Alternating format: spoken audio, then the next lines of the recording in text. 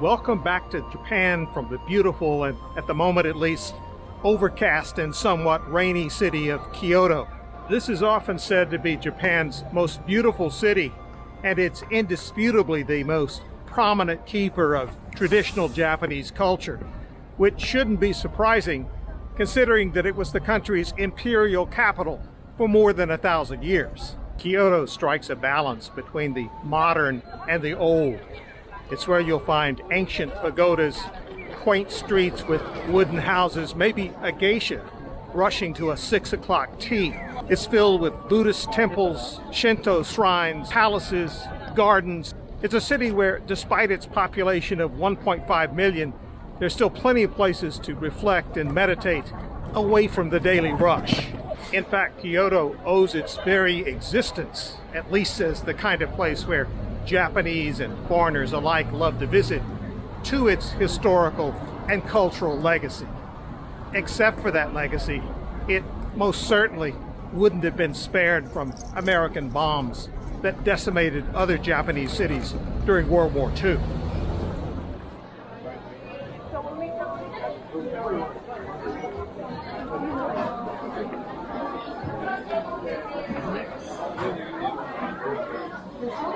Gion has, in a manner of speaking, been Kyoto's premier entertainment district since the 1400s, when it was built to accommodate visitors to the Shinto shrine that we know today as Osaka Shrine. It evolved later to become one of the most exclusive and well-known geisha districts in all of Japan. The geisha in Kyoto do not refer to themselves as geisha, a term that means artist or person of the arts.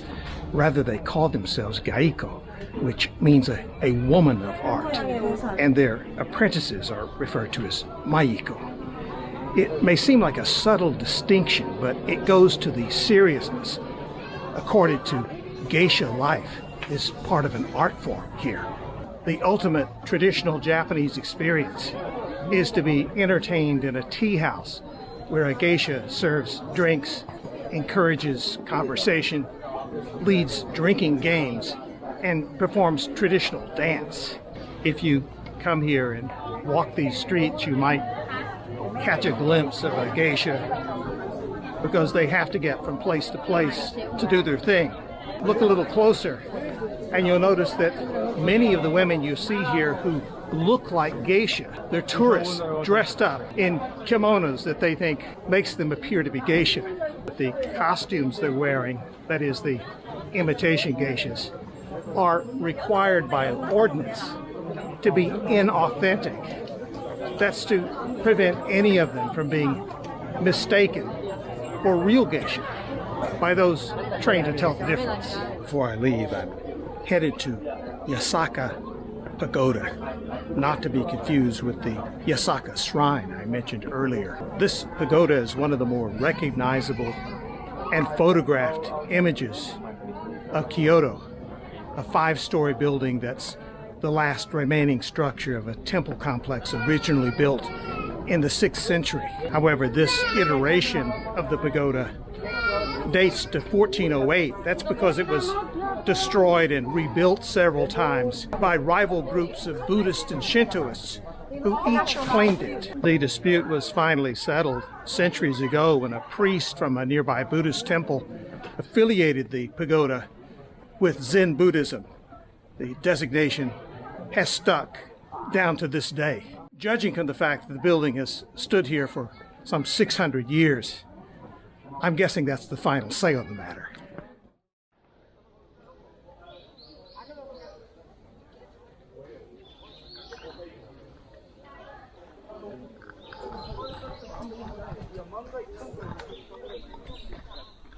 If you've ever browsed through those lists of 100 places to see before you die, you've probably seen pictures of the famous Sagano bamboo forest here on the western outskirts of Kyoto. This and similar groves of bamboo around the city are among the most photographed places in Japan. People come here to view the unique slashes of light and shadow to be seen here in the grove when the sun is out. And of course, as you can tell, today is not one of those days. Wherever they're found in the world, there's something special about an emerald green bamboo forest. And in Japan, that's more than hyperbole, especially with this grove. Here, the bamboo is a symbol of power and strength with religious overtones. That's why you'll almost always find a Buddhist temple or a Shinto shrine situated near a bamboo grove. Historically, bamboo plantings were seen not merely as a symbol of strength, but as a way to ward off evil spirits. So it isn't surprising that just outside this forest is the Tenryuji Temple, one of Kyoto's most important and itself a World Heritage Site, which I'll show you in just a bit. But first, a couple of other things about the forest, starting with another example of the spiritual hold it exerts, at least in some corners of Japanese society. One of the trails here leads to Nonomiya Shrine, where traditionally the daughters of the imperial family came to purify themselves before assuming the role of maidens at Ise-jingu, one of Japan's most important ancient shrines. Even though that's a thing of the past, today young women, often in traditional dress, are known to go to Nonomiya to pray for love in their marriages. As you can tell from the crowds here, this forest is an unintentional symbol of something else, and that is over-tourism. It's rather ironic, I would say, that a place whose chief attribute was its quiet, contemplative beauty has been overtaken by throngs of tourists, including me, who've helped to nullify that very quality. Well, I promised to show you the Tenryuji Temple, and here it is just outside the boundaries of the bamboo forest. Most of the temple complex you see here was reconstructed between 1868 and 1912, but the original temple was built in 1339. If you come to this temple, one of the bonuses is the beautiful botanic garden that surrounds it. You take the train or a bus out from central Kyoto to see the bamboo forest. By all means, come here. It's still crowded, but not quite so crowded as the forest.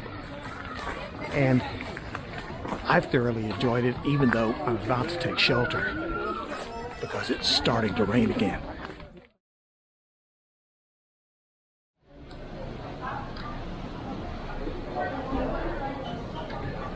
I just stepped off the subway at Shijo Station in central Kyoto, and within 5 minutes I've arrived at the place often referred to as Kyoto's Kitchen. This is Nishiki Market, a narrow 6-block long shopping street with more than 100 shops that, in case you haven't noticed it, are dedicated solely to food.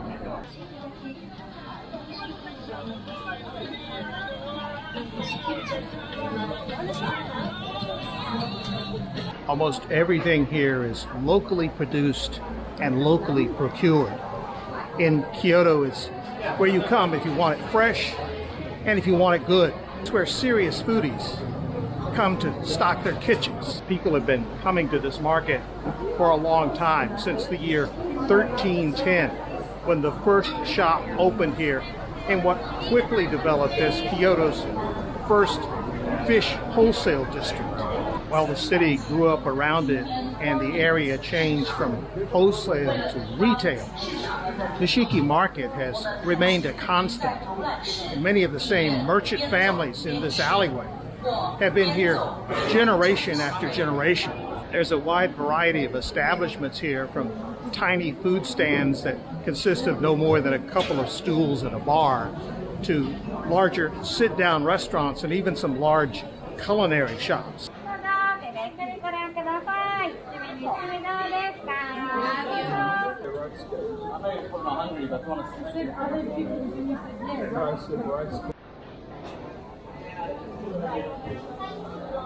Well, the longer I stay here, the more tourists I do see walking this multi-block corridor, admiring all of the great food. By the way, this corridor crosses ordinary streets, as I'm doing at the moment, so I'll show you.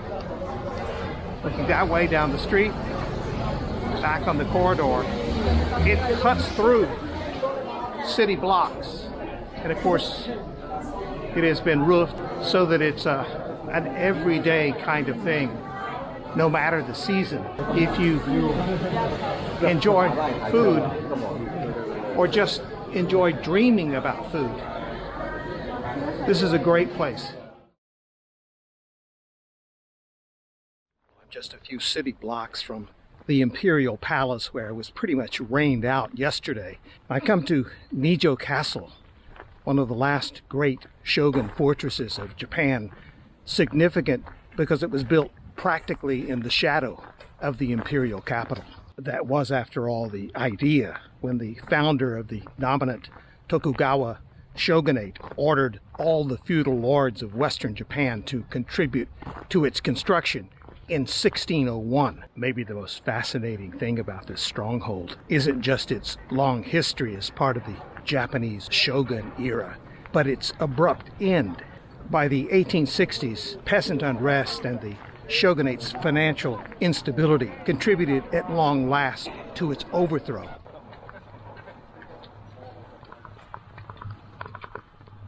It was here in 1867 that the 15th and last shogun of the Tokugawa clan formally returned authority to the imperial court. The next year, the imperial cabinet was installed in the castle.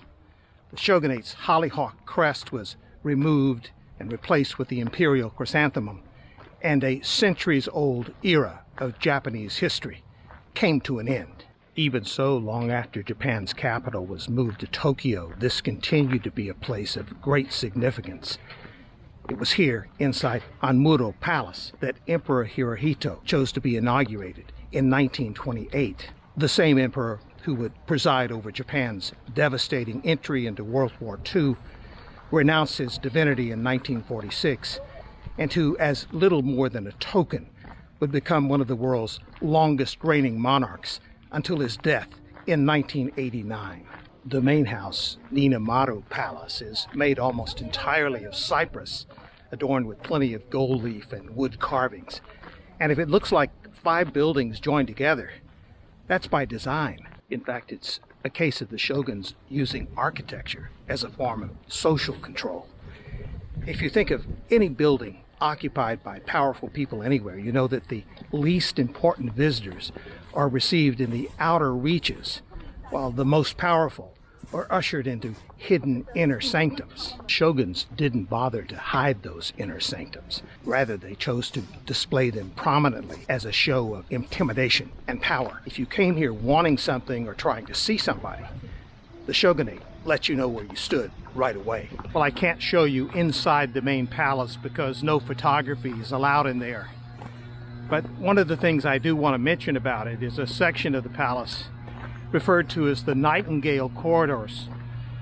That's because the wood is especially designed such that if any intruders were to sneak in past the guards, you would hear them in the form of the sound of a nightingale, a squeak, a distinctive squeaking sound that made it impossible for anyone to get to the shogun without being detected. Like most all of these historic sites in Kyoto, this one is surrounded by pleasant gardens, which makes it a worthy place to come, even if you're not interested in the history that this place involves. Because you can sit around and enjoy yourself under leafy trees with plenty of benches, and except for now when there's an electric leaf blower going not far away, normal tranquility.